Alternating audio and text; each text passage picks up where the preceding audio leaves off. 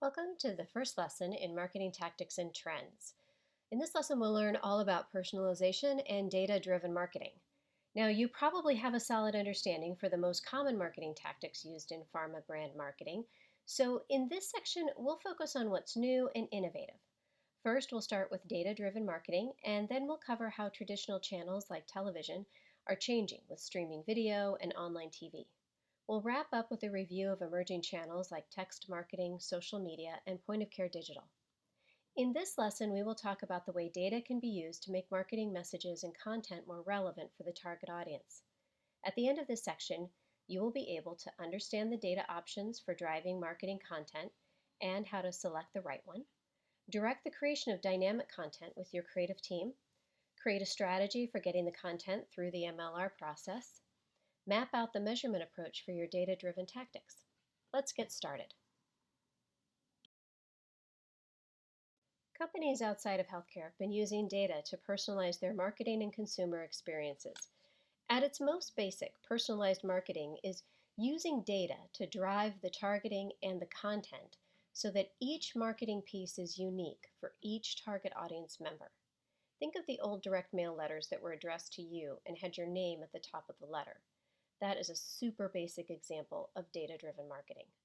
Now imagine that instead of a letter, it is an email, and the email doesn't just have your name in the body of the email, it also has a message about a condition you have or were recently diagnosed with.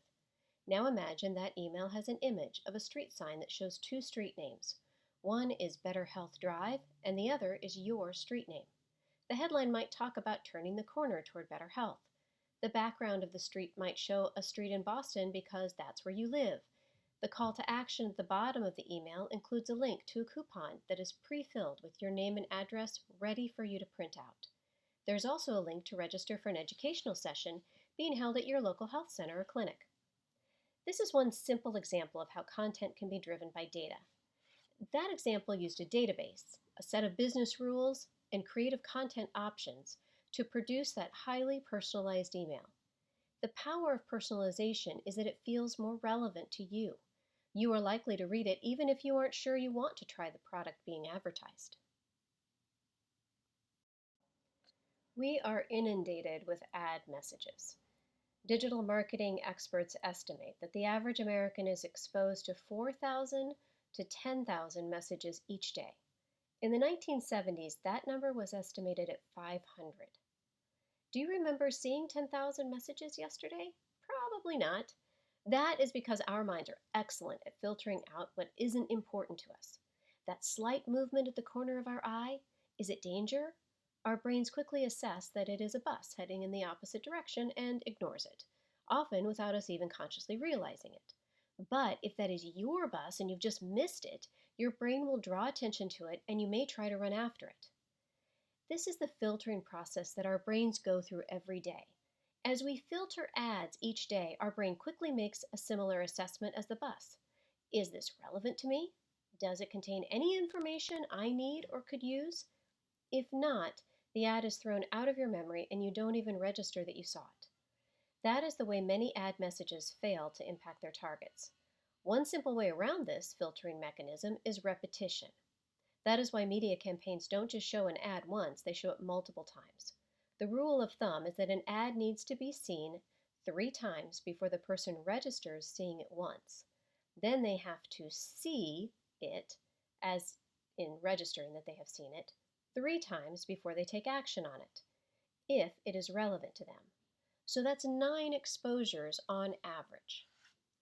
Data-driven marketing attempts to get around this by including information that is tailored to the individual target, including the name in an email or showing a digital ad for a brand they just Googled, buying a search term that will directly relate to their branded treatment. All of these efforts help brands connect with their targets more effectively and break through that filtering mechanism. In a world where advertising is changing dramatically, streaming television overtaking broadcast, digital marketing outperforming TV and static print, social media becoming an e-commerce channel as well as a sharing space, using data is easier and more critical than ever. Companies outside of healthcare have been using data to personalize their marketing and consumer experiences for a while. Healthcare has been a little late to the data driven marketing game, in part because of the sensitive nature of health information.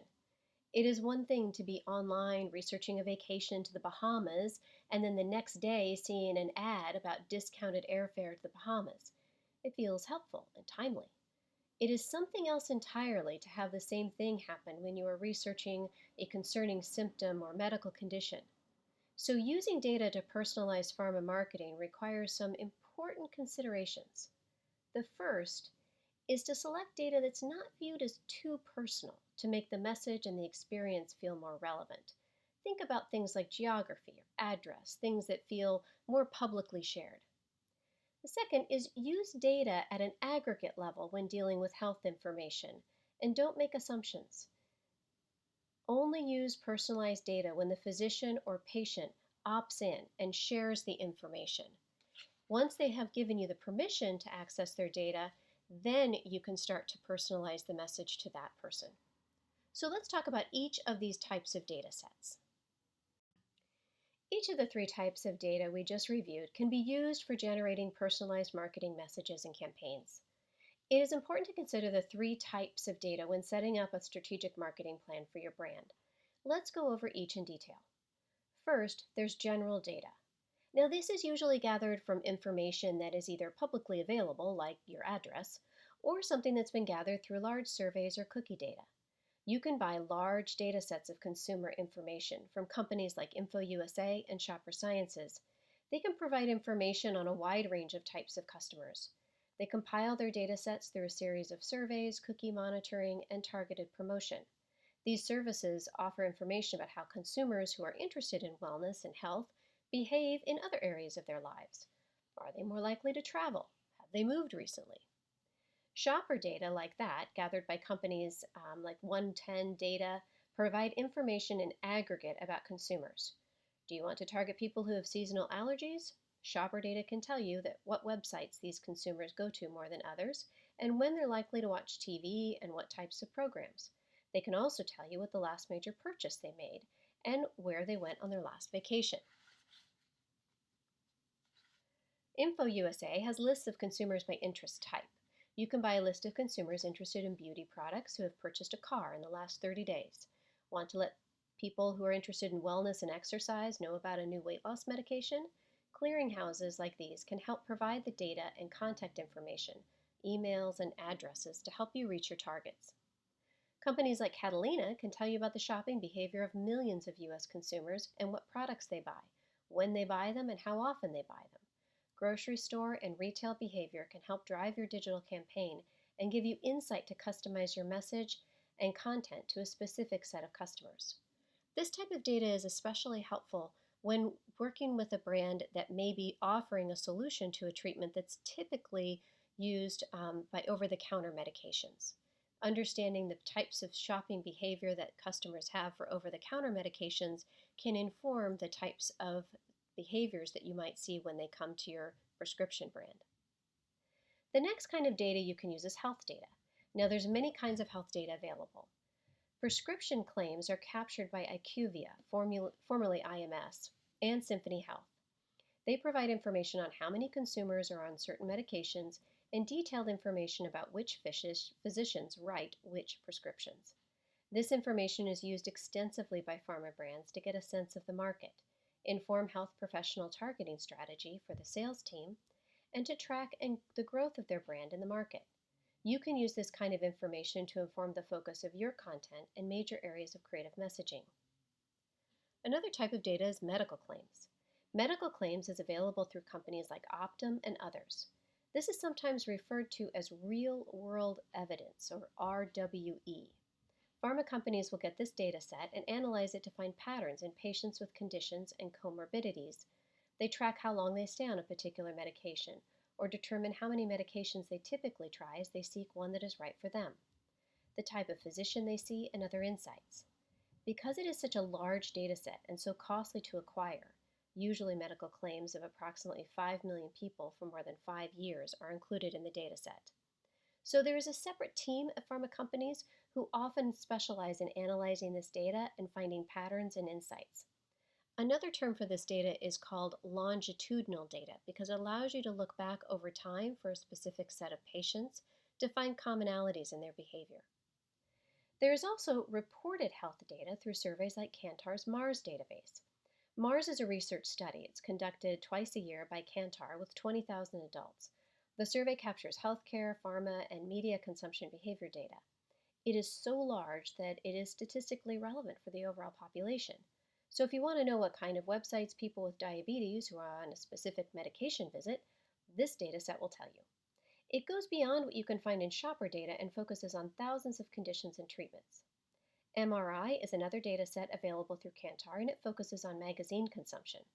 It surveys customers through magazine surveys. It can give you additional insight into how people are engaging with different media channels. Media buying agencies will sometimes use MRI data rather than MARS data in their planning because it can provide deeper media use insight. The third data set is often overlooked by brand teams. It is the data set that is built through the marketing program itself, which means it's free and it's highly valuable.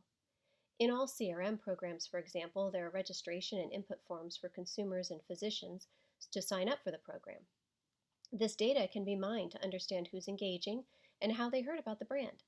You can also start to tag elements in the campaign, like digital ads, so you know which websites are driving the most people to the website and which search terms are being used most frequently.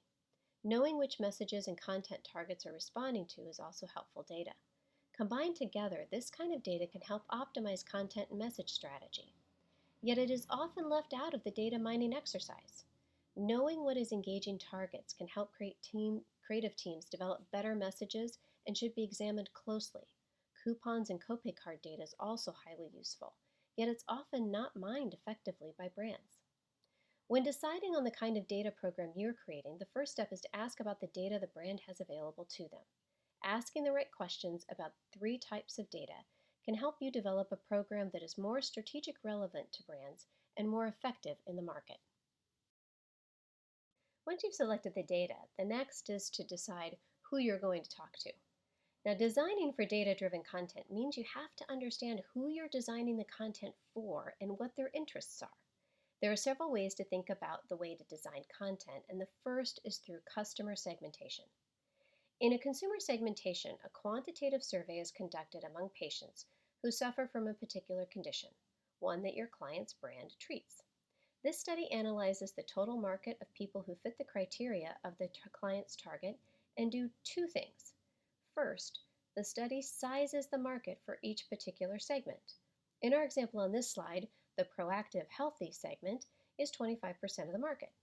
The study will show what kind of audience breakouts there are in the population and how big each one is. In our example here, the segments are somewhat similar in size, but that isn't always the case. Sometimes one segment is significantly larger than the others. The research company who conducts the survey and the analysis can tell you how the segments break out.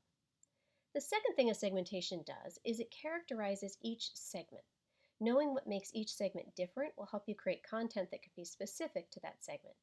It makes your designs and copy more relevant and powerful. For example, if you wrote 2 emails, one for the proactive healthy and one for targeting the overwhelmed comorbid, can you imagine how they might be different? One might be focused more on how your client's treatment makes it possible for people to be active and get back to their daily lives. The message might feature a photo of someone out hiking or in nature. The other email might include information about how easy the brand makes it for you to get and stay on therapy. The copy might focus on the patient support program and how there's support to lighten the load for people living with this condition. The images featured in the materials might use soothing colors and be easy to follow. Using segment insights is a great way to ensure your content is relevant and impactful. If the brand has additional information, such as where the patient lives or their name, this information can be layered in with regional data about managed care plans in their area or addressing them by name if they have opted into the communication. The research company providing you the segmentation should also be able to provide a simple typing tool. Made up of 5 to 7 questions, this typing tool should align to the media consumption data you and your media team use to identify the segments in the general consumer population. Not only will this help with media targeting overall, but it will enable your media team to target specific advertising messages to specific audiences and improve the performance of your brand's digital ads. The second way to design for data-driven content is by the stage in the patient journey. While each segment may be unique, all patients go through specific steps in their journey to treatment. As you can see from this general example, there are several stages along this path, and each one the patient may need different set of information or education. The patient at the pre-diagnosis state needs disease education and information on how to assess if they have the condition or not. The patient at the initial treatment stage wants to understand the possible side effects of the medication and how to take the first dose. When you think about who you are engaging, the data driven content can provide you with the insight about where the patient is along their path. For example, the kind of message you include for the retargeting digital ad in response to a general disease or symptom search term should be created for a patient in the pre diagnosis stage. The email to the patient who has opted in to a support program email will contain more information about the treatment and the importance of adherence. This content would have limited value, if any, for the patient not yet diagnosed. Thinking about your content in terms of what information the patient needs at different stages of their path will help improve the impact of your messages and designed content. Putting together a message map like the sample showed here is a great way to pull together both the segmentation information and the patient journey information. It's a way to keep it all organized. It will look different for each segment of your audience, and you'll want to make sure you're aligning the content at the right time. The top of the message map is the information from your patient segmentation. It includes the key facts about the segment that matter most for the brand. The next three rows are the types of content that the segment may need at each stage. Notice at the first stage, pre-diagnosis and diagnosis, in yellow, is the same content for all audiences. This may not be the case for all brands, but for this one, the same information is needed regardless of the segment. It's okay to identify that the information needs are the same for a particular point or stage on a patient journey. The customization can come in either the channel or the call to action. Further personalization in the message can be accomplished through the data we talked about before. Geography, showing photos of different areas of the country, or information on managed care coverage in different states. Past engagement, patients who have been engaged in emails or signing up for more information can get a different customized communications flow, and other data-driven tailoring. The other two rows of the map show how the content needs in the other stages of the journey differ by segment. Notice how the content needs of the proactive healthy segment is more action-oriented and provides more information and things to engage with than the overwhelmed comorbid segment. This message strategy is focusing on making things easy for those who are dealing with several other conditions and providing services and short-form information to engage them, but not to ask too much from them. The disengaged segment includes even less information, sticking just to the facts that will be most important to help them achieve a positive outcome, without bombarding these disengaged patients with additional information and communications that may turn them off to the brand or make them feel harassed. The last row is the channel plan for each segment. This is a critical element to consider. Often agencies create a campaign for a particular channel, such as a social media campaign, and think about the content being relevant for all patients, which can water down the message. However, if you look at the way different segments of patients engage, you can see that a social media campaign is most likely to engage only the proactive healthy segment. Creating content and experiences for this audience only will make your campaign more relevant and impactful. The message map is a great way to organize the content for each of the segments and becomes an important tool while creating content. Copywriters and designers can keep the message map in mind while developing content, and the client can refer back to the message map when reviewing content. Campaign asset development and approval can be complex, with a variety of elements being designed at once. So having a map like this can be a highly valuable and ensure that the message in the data-driven campaign is on target for each of your patient target groups. Now that you have your content developed, it is time to get it approved. If you've ever worked with a legal and regulatory approval team in pharma, you can understand how challenging it might be to get variable data-driven pieces through the approval process. These teams are experienced with reviewing actual content before it goes into market. They were not trained, nor were their processes set up at the pharma company to evaluate variable content. Usually their first reaction is to variable content will be to ask to see all of the possible iterations of the piece, email, banner ad, etc., for every single segment. They want to see all of the pieces created and routed through the approval process as separate items. Knowing what we do about the data and the nearly infinite number of variables we can use to make our messages more impactful and relevant, this is simply not possible. So what we do instead is use a content matrix. This matrix is created by the strategy and creative teams working together to develop the best content experience for each and every target. There is usually a mix of three kinds of content in each piece. The first is the static content. This is usually the ISI, product indication, and other pieces of information that will not change from one target to the next. The reviewers can look at the static content and can understand what will be in each and every piece. Then there's segmented content. This is the copy and visuals that will be relevant to groups of targets. A photo of a park in the upper Midwest, for example, versus a photo of a beach on the West Coast. And lastly, variable content. This is the data-driven content that is specific to each target. The specific pollen count in their zip code, or the name of their physician if they have supplied that in the past, and other pieces of data that are specific to a particular person. The content matrix helps reviewers understand how different types of content may appear together on a page. The content matrix is submitted to the approval process along with a template to show reviewers where the content will go. It is also important to submit a sample finished piece so that reviewers can visualize how the different parts of the content will look when finished. In this way, they can think about how the content is either compliant with regulatory and medical guidelines or where it might need to be adjusted.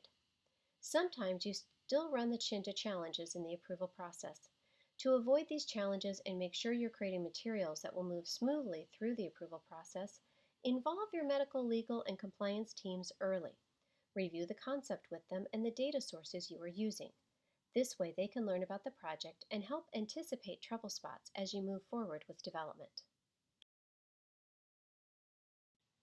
Once the campaign is developed, it's time to think about measurement. Part of the power of the data-driven campaign is the ability to measure the engagement and impact of each communication.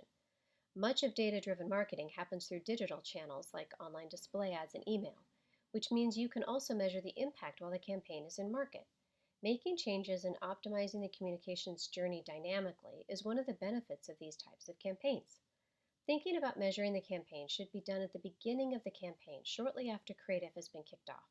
While the creative team is working to develop the content, you can sit down with your client and discuss the way the campaign will be measured. You will want to think about the types of data you will be capturing and also how you will want to review the results.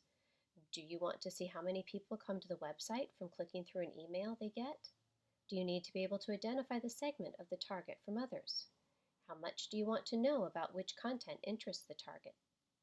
Talking through what the client wants to learn at the start of the campaign will help you decide what you need to tag and track as the campaign gets underway. Often there is a measurement and analytics partner at the client who will be part of this discussion. Ask them what they've done in the past with other brands. Are there templates they've used? Common metrics and benchmarks in place? They can be a valuable resource for this stage, and they may be the ones providing the tracking reports. Be sure to include them or ask your client if they should be included in the conversation. Sometimes this discussion can be run as a workshop if there are multiple people involved in the measurement of a campaign. There are 4 common stages of data that are used to measure a campaign, and they're described here. It's a good idea to talk through each one of these with your client and the analytics team to understand the kind of data they would like to capture. It's also important to ask yourself what you would like to do with the data to make the campaign more successful. Would you be updating the content, changing the channel strategy? This can help spur ideas on the kinds of data that you need. The first one is activity data. This includes things like clicks, visits, opens, views, likes, things that people are doing as they're engaging with their message. You usually track this and see how many people are engaging in this activity and how it grows over time. The next is consideration. Those are things that help you know that people are really starting to think about your product. So downloads, registrations, shares, posts, chats, all of the things that they're doing to kind of start a conversation and start to embody some of the information. The third one is conversion. Are they going to visit their doctor, having tests? Are diagnosis rates increasing? Prescriptions increasing? Can you track voucher redemptions? Those are all pieces of data that help you understand if the patient has gotten onto therapy. And lastly is loyalty. Have they signed up for a program? Are they refilling their prescription? Are they joining the advocacy organization? There's one last thing here called NPS, and that stands for Net Promoter Score. It's a standard measurement of consumer satisfaction in the packaged goods industry, and it's starting to be used more widely in pharma marketing. With new changes in government regulations requiring healthcare providers to include patient satisfaction in their quality metrics, more companies are interested in tracking the score. The NPS boils down to a simple question: would you recommend this product or service to a friend? The act of risking their own reputation to promote a company's product is seen as the ultimate test of product loyalty. Personally, I believe this score has a limited value for pharma. The act of recommending a product is more due to its efficacy and safety than the experience of being provided by the company, so it's only valuable, in my opinion, as the product is viable. It isn't a valid measurement of loyalty. In the CPG world, a high NPS score is correlated with length of use of the product and protects the brand when new offering enters the market. However, this dynamic is very different in healthcare. When the next treatment comes along offering better efficacy or perhaps lower side effects, patients will gladly switch, even if they've used the old product for years and have recommended it to their friends. There may be pockets of exceptions, but in my experience, the rule is that patients are always interested in a new and better treatment, regardless of where it comes from. The loyalty for pharma products and brands can be high, but it doesn't have a significant impact on a patient's interest in new and better treatments. Still, for now, it's the best way to gauge a patient's satisfaction and loyalty. This completes our lesson on personalization and data-driven marketing. Hopefully this has helped you understand the way data can be used to make marketing messages and content more relevant for the target audience. We reviewed the data options available for driving marketing content and how to select the right one, techniques for directing the creation of dynamic content with your creative team, the content matrix to help get dynamic content through the MLR process, and the steps to document the measurement approach of your data-driven tactics. Now you're ready to lead a data-driven project with confidence. In the next lesson, we'll dive into some of the ways traditional channels like TV and print are changing and how you can help your clients harness these updates.